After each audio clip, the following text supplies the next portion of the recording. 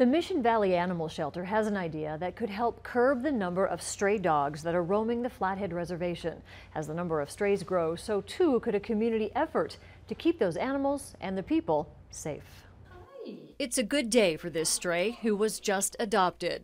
This one's hoping for a home. Just two of the hundreds of stray dogs found on the streets in the small towns on the Flathead Reservation. Sometimes we figure out their story, and sometimes we're lucky enough to get them back home. And often we never learn where they came from. Philip Panush is the director of the Mission Valley Animal Shelter, a shelter often filled with stray dogs. Those animals with no permanent home, a problem in Lake County. Some dogs are community dogs, and they're just fed by community members, and there's not really anyone that per se owns them. Like many, he's concerned about these dogs, many hit by cars along a busy Highway 93. And without effective animal regulations in many areas, he's created a plan that he's hoping will reduce the stray dog population by forming community advisory councils starting in Ronan, Pablo, Arlee, and St. Ignatius.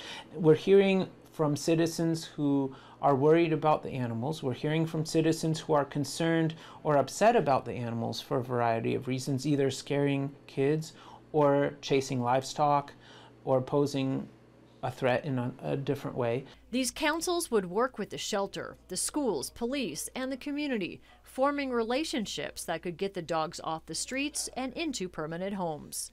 Here's the thing about a dog from the reservation that maybe didn't have a home before. A lot of times they're young, they're also pretty healthy, and they're pretty well socialized because they had to be to survive on the streets. But when a stray has been on the streets for a while, there's a greater chance they're abused. Philip says they've seen several dogs with BBs embedded in their fur. The hope is to find these dogs as soon as they can, get them vaccinated, fixed, and homed successfully. So we need to work with the community, with people who have connections with the locals, to open up those communication channels and establish relationships so that there's mutual understanding of what people need, what people want, and what we are trying to achieve as well. The Mission Valley Animal Shelter is currently undergoing an expansion to create more room for their animals. Philip says they're on pace to place close to 400 dogs this year, even more if the community advisory councils are successful. Now, Philip would like those community councils up and running by May 1st, so he is looking for volunteers. We have a link to the shelter's website for more information on how you can do that and make a difference in your own small town. You can also find out how to adopt, donate, or volunteer in other ways.